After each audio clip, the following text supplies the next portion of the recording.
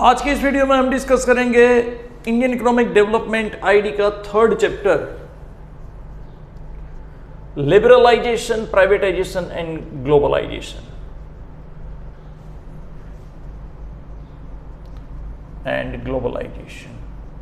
Okay. So before we proceed further, I would like to just give the brief introduction about कि ये liberalization, privatization and globalization actual में क्या है। And July 1991 में, in the year July 1981, new economic policy introduced, and this new economic policy is known as LPG policy. LPG, that is liberalization, privatization and globalization. अब actual में आपने first and second chapter में उसके video भी मैं डालने वाला हूं, लेकिन आपने ब्रीफ में देखा होगा कि in chapter 2 the post independence of India means कि 1948 से लेके 1990s तक का जो भी टाइम पीरियड दिया है, in that time period the economy was in stagnant state.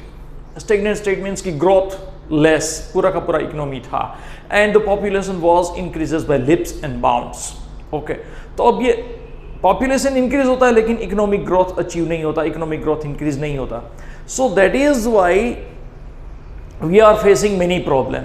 So अब ये 1991 में ये इकोनॉमिक रिफॉर्म्स जो है वो किसने इंट्रोड्यूस किया? So doctor Manmohan Singh was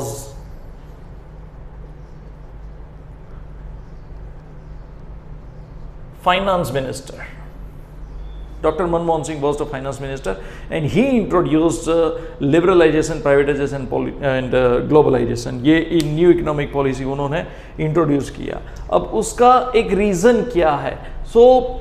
we were under debt. बहुत सारे रीज़न है कि इंडिया का इकोनॉमी पूरा का पूरा जो है वो एक अंडर डेट था. फिजिकल डेफिसिट जो है वो एक रैम्पेंट लेवल पे इंक्रीज हो चुका था. Another thing is what inflation was also high and public sector was not performing well. Because of that reason Indian economy में जो भी रेवेन्यू जनरेट करना चाहिए, हर साल जितना रेवेन्यू आना चाहिए टैक्स के form through, so that was not achieved.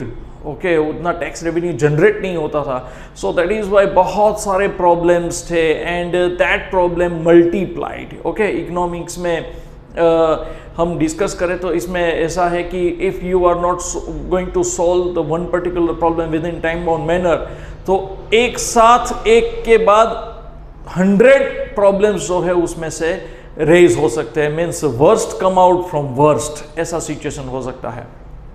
सो ये एलपीजी पॉलिसी जो है उसमें liberalization means what? Liberalization means कि जो पॉलिसी की इंडस्ट्री में जो भी हमने पहले रेस्ट्रिक्शन रखे थे, चैप्टर 2 में डिस्कस करेंगे, that government levied many restrictions कि आपको ये नहीं करना है, आपको वो नहीं करना है. If you want to expand your business then also you have to take permission.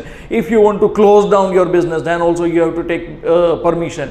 तो लॉस जो है एंटरप्रेन्योर का इंक्रीज होता जाता है, फिर भी उनको परमिशन के लिए वेट करना पड़ता था. So likewise people were not ready to do business and that is why ये रेस्ट्रिक्टिव पॉलिसी की वजह से इंडस्ट्रियलाइजेशन नहीं होता था.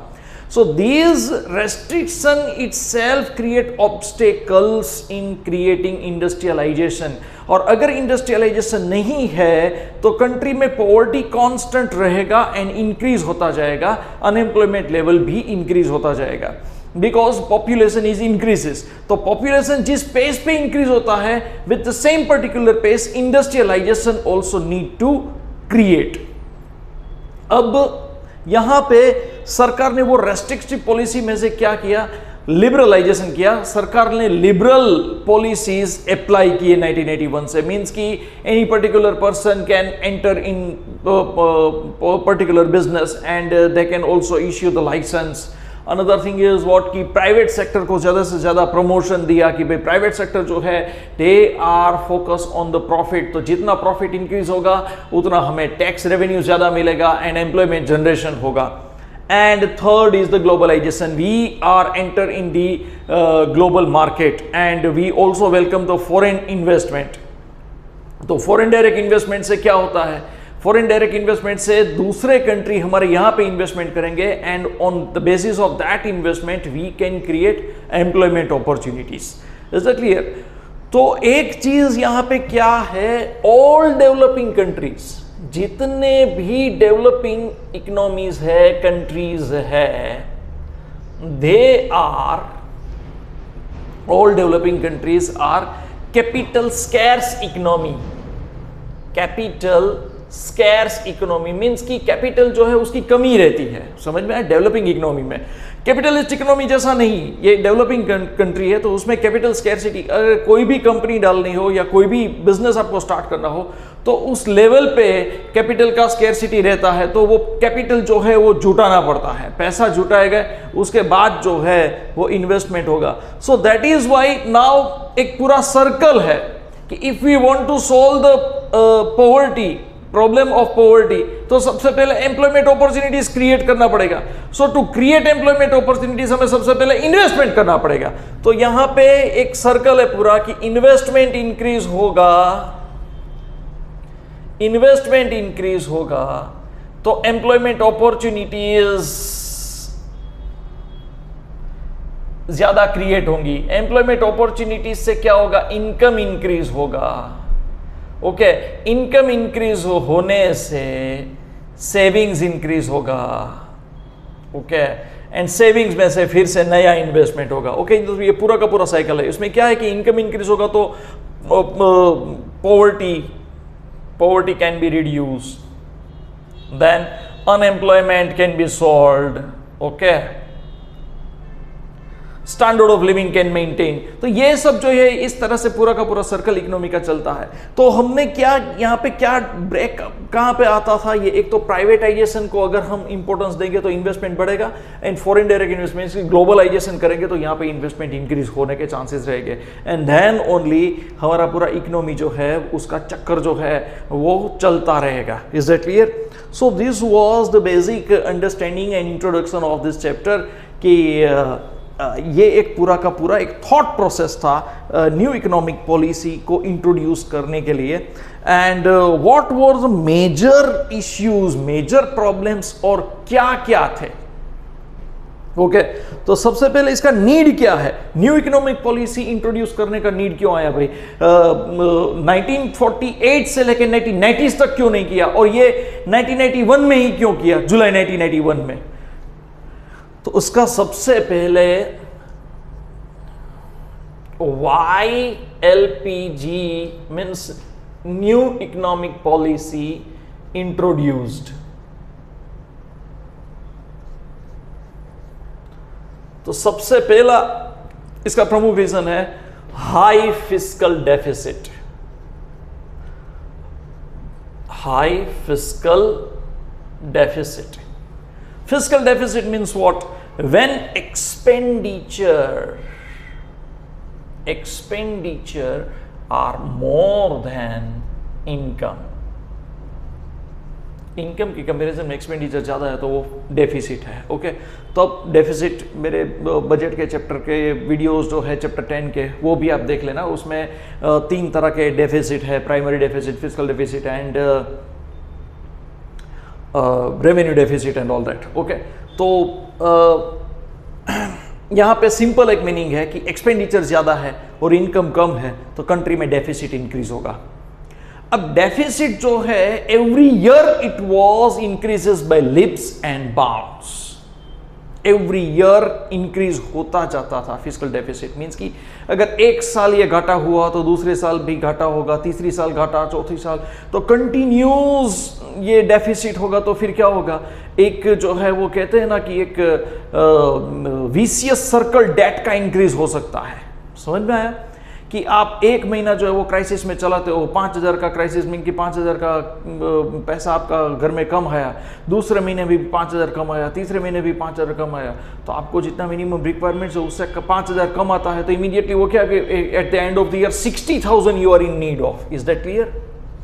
You are in need of 60,000, तो आपका फिस्कल डेफिसिट जो है वो इंक्रीज होता जाएगा। Then you have to either you have to think it over on expenses, and और you have to think it over on the income कि आपको या इनकम इंक्रीज कर सकते हो या तो एक्सपेंसेस कम कर सकते हो।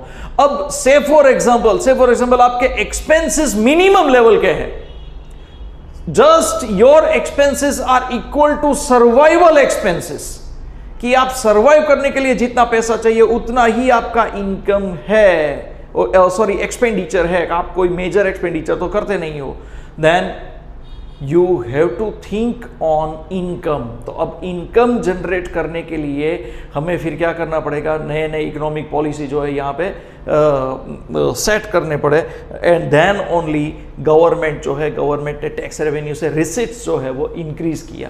तो ये हाई फिस्कल डेफिसिट, अब हाई फिस्कल डेफिसिट जो है, सो prior to 1991 all this particular problem was not focused, and nobody think it over that how this particular problem create a vicious circle and how this particular problem will be most and more severe to solve. Okay, तो country का debt increase हो गया। अब fiscal deficit जो है वो ज्यादा से ज्यादा लिप्स एंड बाउंड्स इंक्रीज होगा तो क्या होगा, डेट इंक्रीज होगा। अब डेट इंक्रीज होने से क्या होता है, पर हेड डेट इंक्रीज होगा, पर हेड डेट इंक्रीज होगा तो फिर क्या होगा, other particular country will not trust on India to make any kind of economic deal. Economic deal करने में हमारे कंट्री के ऊपर कोई दूसरा कंट्री जो है वो ट्रस्ट नहीं करेगा, and immediately it will ruin our image in international market. So that is why it was the need of the hour to reduce the fiscal deficit. Okay, अब ये डेट जो है, डेट के इंक्रीज होने के दूसरे रीजन क्या है, एक तो मैंने जो बोला कि एक्सपेंडिचर इंक्रीज हो गया इनकम रिसीट्स की कंपैरिजन में। ओके, रिसीट्स कम थे। दूसरा आप पॉइंट करके भी लिख सकते हो, दूसरा जो है वो non development expenditure. Non development expenditure was at rampant level. Non development expenditure वो भी बजट के वीडियो में है, वो आप जरा प्लीज देख लेना। मैं जस्ट आपको यहाँ पे ब्रीफ एक्सप्लेन करता हूँ। Non development expenditure means the expenditure which will not generate revenue, जहां से आपको रेवेन्यू नहीं मिलेगा। से फॉर एग्जांपल सरकार ने 40,000 करोड़ का डैम डेवलप किया तो वहां से पैसा आएगा, रेवेन्यू जनरेट होगा, तो दैट इज डेवलपमेंट एक्सपेंडिचर। अगर सरकार जो है वो रोड्स बनाती है, national highway authority of India road spread करती है, तो वो डेवलपमेंट एक्सपेंडिचर होगा। क्यों? क्योंकि टैक्स मिलेगा, टोल टैक्स में से पैसा आएगा सरकार को। ओके, यहां पे नॉन डेवलपमेंट एक्सपेंडिचर मेजर हुआ, जहां से पैसा नहीं आएगा खर्चा हो जाएगा, मींस मेजर रेवेन्यू एक्सपेंडिचर। वो भी बजट के चैप्टर में है, रेवेन्यू एक्सपेंडिचर क्या है, कैपिटल एक्सपेंडिचर क्या है, that you can easily understand. Please go through that video. तो नॉन डेवलपमेंट एक्सपेंडिचर कोई भी कंट्री में अगर ज्यादा होते हैं, so it will do create burden on the economy and it will also increase the debt level. Okay, उसके बाद जो है, अब ये डेट क्या होता है, इंटरेस्ट में पे करना होता है एवरी ईयर। अब इंटरेस्ट जो है, इंटरेस्ट कितना परसेंट देता, जीडीपी का, it is said the one particular figure that GDP का near about 38 to 40% interest we paid. Means कि अगर 100 रुपया सरकार को मिलता है, सरकार को 100 रुपया मिलता है टैक्स में से, तो उसमें से 40 रुपया इंटरेस्ट में जाएगा, इंटरेस्ट पे करने में जाएगा। अब इंटरेस्ट पे करने में जाएगा तो 60 रुपीज में पूरा कंट्री चलाना है। You just imagine. Another thing is what, वही 60 रुपीज में we have to repay the debt, capital amount of debt. It is tough and it is the most serious concern to focus on. Okay, तो ये एक सबसे पहले एक major situation था। Okay, serious था। दूसरा प्रमुख कारण जो है वो क्या था, adverse balance of payment, adverse BOP. Okay, adverse BOP में क्या होता है, बैलेंस ऑफ पेमेंट जो है उसका वीडियो डालना बाकी है। बैलेंस ऑफ पेमेंट में क्या होता है कि एक्सपोर्ट एंड इंपोर्ट,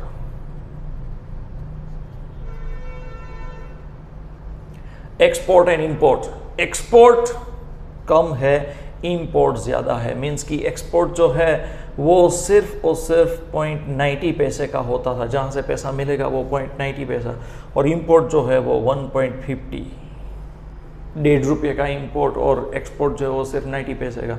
तो यहाँ पे भी घाटा आएगा 0.60 का, वो इतना पैसा जाएगा कंट्री के बाहर, तो इमीडिएटली ये भी बर्डन क्रिएट करेगा, पैसा तो आता नहीं, यहाँ से डेट इंक्रीज होता। तो इसको सोल्व करने के लिए यहाँ पे export must be high compare with the import, लेकिन है उल्टा। Okay, so that is why ये एक दूसरा प्रॉब्लम था, adverse impact of balance of payment. Another thing is what 1967 के बाद पॉपुलेशन भी इंक्रीज हुआ। ओके, तो पॉपुलेशन जैसे इंक्रीज होता है, गवर्नमेंट के ऊपर एक बेसिक एक्सपेंडिचर का बर्डन बढ़ता है। Okay, so burden on government, burden on government for basic provision। 1967-68 के बाद जो है वो पॉपुलेशन एक रैम्पेंट लेवल पे इंक्रीज हो गया, and the pace at which the population increases with the same percentage, industrial growth and GDP was not increases। GDP increase नहीं होता था, जिस लेवल पे population increase हुआ, so that result into economic burden on the country, and country के unproductive population ज़्यादा थे, unproductive population in the country was high। Unproductive population कोई भी कंट्री का हो, वो अगर हाई लेवल पे है, then it is burden on the economy. इससे क्या होगा कि बर्डन बढ़ता जाएगा, सरकार को जो है वो पैसा मिलता नहीं, और सरकार को सहूलतें देने में पैसा खर्च करना पड़ता है। Is that clear? Another thing is what कि ये बर्डन जो है, ये बर्डन से एजुकेशन स्प्रेड करना, हेल्थ फैसिलिटीज़ देना, ये सब बहुत सारे एक्सपेंडिचर जो है वो हाई हो जाते हैं। And if the government is not in position to provide all this, तो फिर वो बर्डन बढ़ता ही जाता है, क्योंकि ये जो है फिस्कल डेफिसिट में अभी हमने देखा कि 40% इनकम का 40% तो इंटरेस्ट में जाता था। समझ में आया? तो ये सब फैसिलिटी कैसे प्रोवाइड करें। देन फोर्थ वन है foreign exchange reserve, fall in foreign exchange reserve। Foreign exchange reserve जो है वो प्रायर टू 1981 जो है वो 8,200 करोड़ का प्रोबेबल था, एंड वहाँ से 8,200 करोड़ से डिक्रीज हुआ 6,000 करोड़ से भी बिल हो गया। ओके, मीन्स कि ये रिक्वायर्ड लेवल है, रिक्वायर्ड लेवल से यहाँ तक आ गया था। ओके, तो इससे होता है क्या, whenever we are importing crude gold, okay, India जो है वो इंपोर्ट में सिर्फ 2 प्रोडक्ट का जो है उसमें हाईएस्ट इंपोर्ट होता है हमारा, एक है क्रूड एंड दूसरा है गोल्ड। ओके, तो ये दो जो है ये इंपोर्ट करने में पैसा जो है वो ज़्यादा जुटाना पड़ता है। तो अगर ये फॉरेन एक्सचेंज रिजर्व नहीं होगा आपके पास, if you don't have foreign exchange reserve, तो होगा क्या,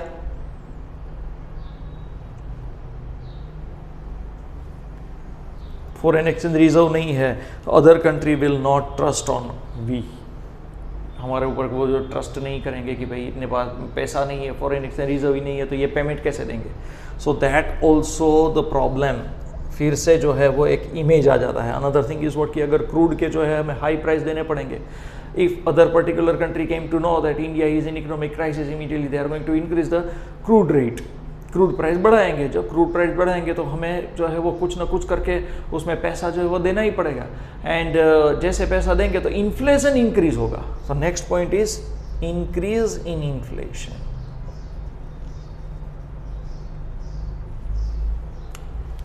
To solve the fiscal deficit, कोई भी कंट्री जो है फिजिकल डेफिसिट सॉल्व करने के लिए उनको क्या करना पड़ता है, एक्सपोर्ट इंक्रीज करके रेवेन्यू जनरेट करना पड़ता है, टैक्स रेवेन्यू इंक्रीज करना पड़ता है, सोर्सेस ऑफ इनकम जो है सरकार को डेवलप करने पड़ते हैं, फाइंड आउट करने पड़ते हैं, जहां से एक लीगल वे पे इनकम इंक्रीज होना चाहिए। समझ में आया? टैक्स डालने चाहिए, इट डजंट मीन दैट कि अननेसेसरी टैक्स बर्डन डालो। अगर आप अननेसेसरी टैक्स बर्डन लोगों के ऊपर डालोगे तो वो तो महंगाई बढ़ेगी तो प्रॉब्लम ज्यादा होगा। Is that clear? तो फिजिकल डेफिसिट सॉल्व करने के लिए अगर सरकार जो है वो पैसा छापेगी, if the government will print new currency, okay, so in that situation it result into increase in inflation. अब सही में एक्चुअल में हुआ क्या था कि 1970s के बाद पॉपुलेशन जो इंक्रीज हुआ, so to make the circulation of money, ज़्यादा से ज़्यादा पैसा चाहिए सर्कुलेशन में। अब सर्कुलेशन में पैसा ज़्यादा चाहिए, that is why what happened कि मोर करेंसी नीड टू प्रिंट। समझ में आया? ज्यादा करेंसी प्रिंट करना पड़ा। क्यों? क्योंकि सर्कुलेशन में पैसा चाहिए, लोगों के पास जो है वो अगर पैसा नहीं होगा, पॉपुलेशन अनप्रोडक्टिव था, को इकोनॉमिक एक्टिविटीज करने के लिए इन्वेस्टमेंट नहीं था, ओके, इन्वेस्टमेंट ही नहीं होगा तो लोग जो है अनएम्प्लॉयड रहेंगे। अब अनएम्प्लॉयमेंट के लिए लेकिन सर्कुलेशन के लिए मिनिमम पैसा तो चाहिए, कि जैसे डिमोनिटाइजेशन के टाइम पे सरकार ने डिक्लेयर किया था कि 15 लाख करोड़ का 500 and 1000 रुपी नोट्स जो है वो है, ओके, तो 15 लाख करोड़ तक का जो है वो एक रेशियो तो है सरकार के पास कि इतना सर्कुलेशन में पैसा चाहिए। सो लाइकवाइज अगर से फॉर एग्जांपल लोगों के पास सर्कुलेशन में करेंसी ही नहीं है, then it result into what? It result into depression, deflationary situation. तो डिफ्लेशनरी सिचुएशन के कंपैरिजन में क्या, उसको सॉल्व करने के लिए क्या करते हैं, गोल्ड की कंपैरिजन में नए पैसे ज्यादा छापने पड़े, एंड दैट इज व्हाई रूपी value goes down in the international market. अब रूपी वैल्यू जैसे डाउन जाता है, एंड आगे हमने देखा कि इंपोर्ट ज्यादा करना पड़ता है, तो इंपोर्ट हमारा महंगा होता है, तो that result into increase in inflation, okay, तो इन्फ्लेशनरी प्रेशर जो है वो भी इंक्रीज हो गया था। 6th पॉइंट जो है public sector loss making public sector, sorry, loss making PSUs। अब ये पब्लिक सेक्टर अंडरटेकिंग अगर लॉस करता है तो कंट्री को लॉस कैसे है? How this also the loss for the government, कि ये पब्लिक सेक्टर अंडरटेकिंग्स अगर से फॉर एग्जांपल कोई एक गवर्नमेंट की कंपनी है, वो अगर 5000 करोड़ के इन्वेस्टमेंट से स्टार्ट होती है, ओके, 5000 करोड़ का इन्वेस्टमेंट करके स्टार्ट होती है सपोज, ओके, तो ये पैसा हमारा ही है, हमारे टैक्स में से डेवलप हुआ। अब यहां से 5000 करोड़ का इन्वेस्टमेंट करने के बाद अगर हर साल 300 करोड़ का प्रॉफिट आता है, then government can use this profit, government can use this revenue to develop our country, to develop our economy. Dams बनाने के लिए, रास्ते बनाने के लिए, एजुकेशन देने के लिए ये पैसा यूज कर सकता है। लेकिन यहां पे 5000 करोड़ इन्वेस्टमेंट करने के बाद 1 रुपया नहीं आता। हर साल you have to invest more and more money, हर साल आपको पैसा देना ही पड़ेगा। तो ये चक्कर कैसे चलेगा? So ये public sector undertaking also create burden on the economy and on the government. It is a headache for the government. Government बोलेगी कि भाई जब भी हमें डिफेंस के लिए पैसा चाहिए तो यहाँ पे पैसा होता नहीं, यहाँ पे लॉस ही होता है, और इसको चलाने के लिए हमें ज़्यादा से ज़्यादा पैसा देना पड़ेगा। तो हर बार जो है हर जगह पे पैसा ही देना पड़ेगा। पैसा अगर आएगा नहीं, then what we will do? It create many problem. तो ये सब प्रॉब्लम्स थे, and if that problem might not be solve, then it create vicious circle, और फिर जो होता है क्या, श्रीलंका का इकोनॉमी कैसे हुआ आज, ऐसा ही हाल हो सकता है। ओके, कंट्री पूरा का पूरा बिक जाता है। सो दैट इज़ वाई ऐसा सिचुएशन ना हो, दैट इज़ वाई सरकार ने जो है वो LPG न्यू इकोनॉमिक पॉलिसी जो है वो इंट्रोड्यूस किया, and it was the really good steps taken by doctor Manmohan Singh. हमारी इकोनॉमी के लिए वो बहुत ही अच्छा एक फ़ायदेमंद साबित हुआ। We are going to discuss next the impacts of LPG policy. Okay, thank you.